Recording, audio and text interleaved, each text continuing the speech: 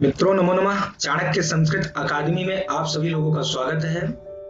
साथियों, कुमार संभव महाकाव्य के प्रथम सर्ग के छठे श्लोक की व्याख्या आज हम लोग देखेंगे। इसकी विस्तृत व्याख्या पर चर्चा करेंगे सभी पक्षों पर, और आप लोग इन विषयों को अच्छी तरह से तैयार करिए, ध्यान से सुनिए और इनको जो याद करने वाली चीज है उसको याद करिए, जो समझने वाली चीजें समझिए और बार बार लिखकर अभ्यास करने का प्रयास करिए।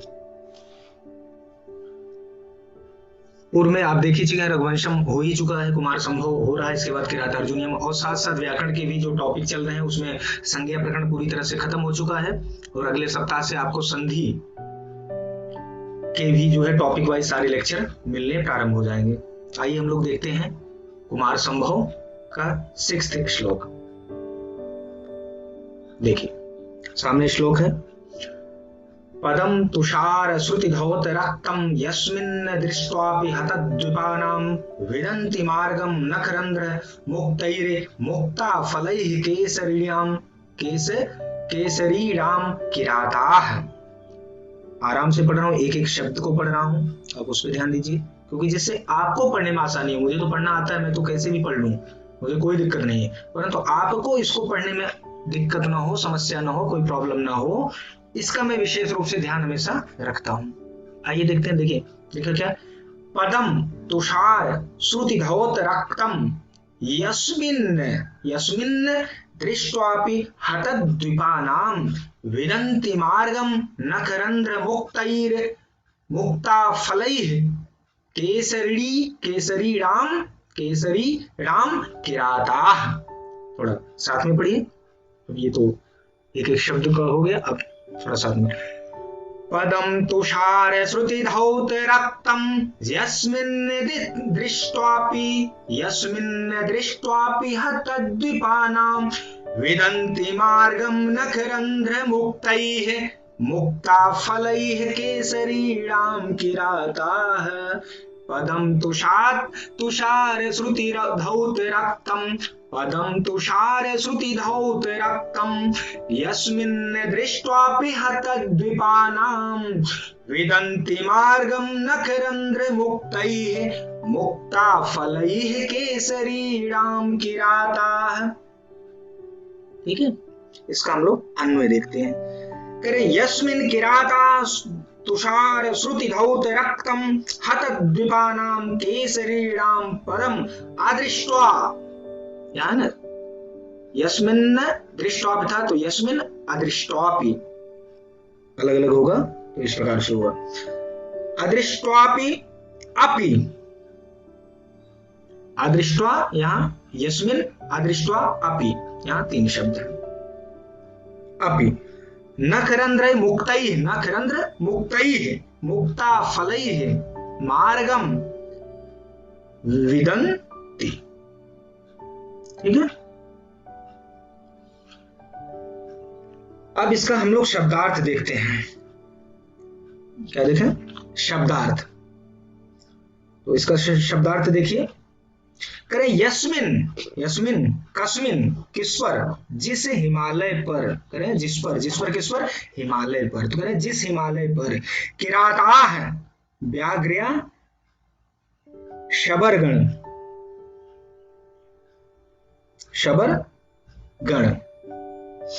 या किराता माने किरात लोग भी कह सकते हैं आप। तुषार श्रुति धौत रक्तम, तुषार बर्फ के पिघलने से, धौत रक्तम धुले हुए रुधिर या खून या रक्त जिसको कहते हैं। हतद्विपानां हाथियों को मारने वाले, केसरीणाम सिंहों के पद चिन्ह को, अदृष्ट्वापि अपि न देखकर भी, नखरंध्र मुक्तैः नखों के रंध्र से गिरे हुए, मुक्ता फलैः मोतियों से, मार्गम माने मार्ग को, विदन्ति माने जान लेते हैं। कौन? किरात लोग। यह हमारा क्या रहा?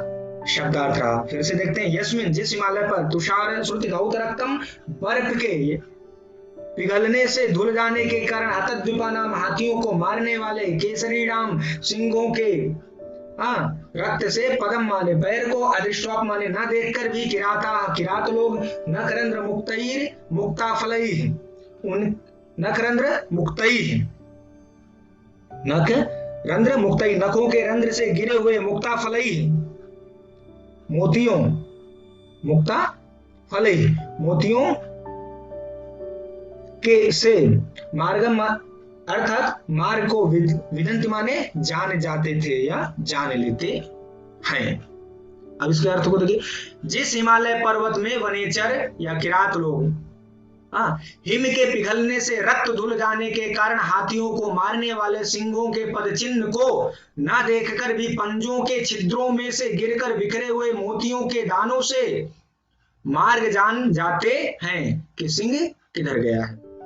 अब देखिए, जो इसका संदर्भ है पूर्वत है और जो है प्रसंग है वह भी पूर्वत है। जो प्रथम श्लोक का हमारा संदर्भ या प्रसंग था वह दोनों यहाँ समान रूप से भी चल रहे हैं, इसलिए अलग से किसी प्रसंग या संदर्भ की आवश्यकता नहीं है।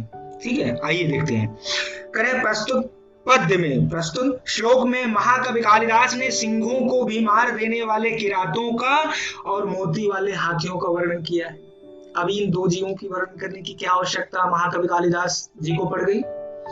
ये बता रहे हैं कि ऐसे जो जीव थे, जानवर थे, वह भी हिमालय में निवास करते थे। सिद्ध लोग तो करते ही थे, देवांगनाएं तो करती ही थी, परंतु ये जो जानवर थे यह भी वहां पर निवास करते थे, रहते थे। इनका आश्रय भी जो है हिमालय था, अर्थात हिमालय इतना विशाल था कि वहां पर वन, बड़े बड़े जंगल, बड़े बड़े वन होते थे, जिनमें ये जो खतरनाक जानवर भी निवास करते थे।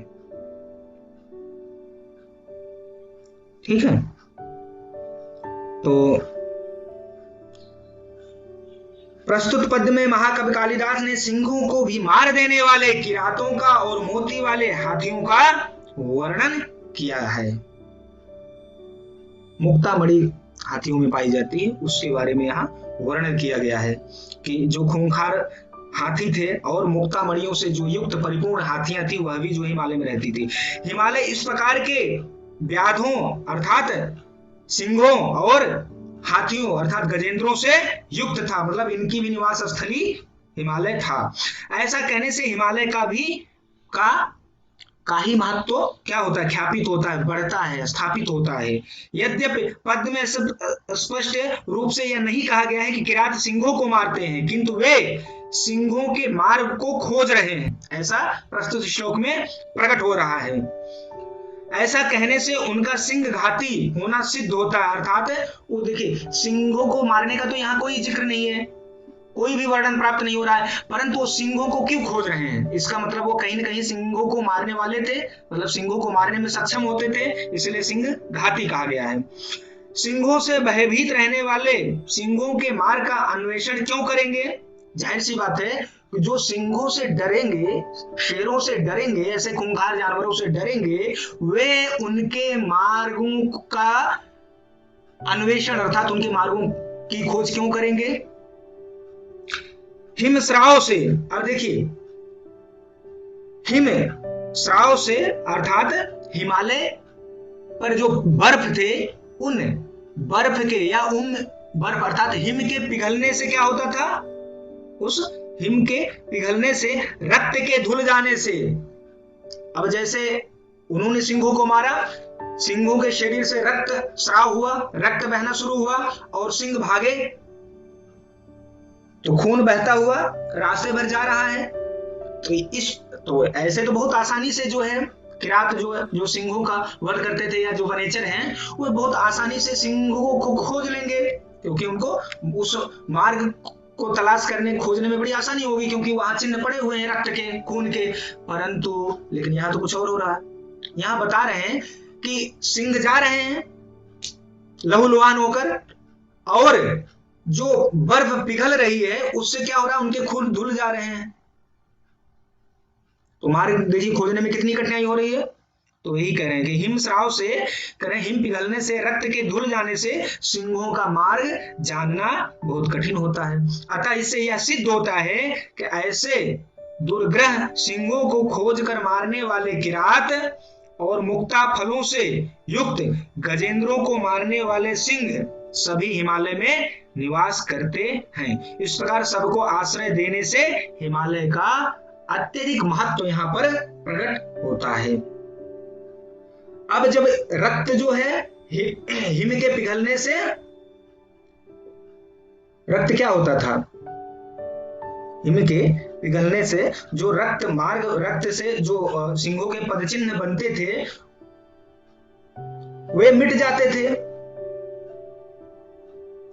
लेकिन फिर भी किरात लोग क्या करते थे, उनको ढूंढ लेते थे। कैसे?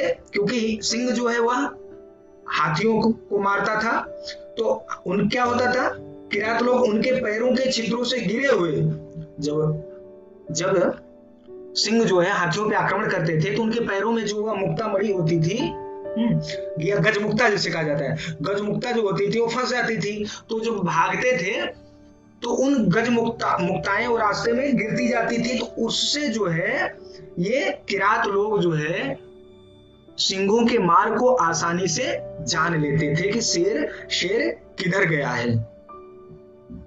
तो इस प्रकार से आप समझ गए कि जिस हिमालय पर्वत में वनेचर हिम के, अर्थात किरात लोग हिम के पिघल जाने से, रक्त धुल जाने के कारण क्या करते थे, सिंहों के मार्ग को नहीं जान पाते थे।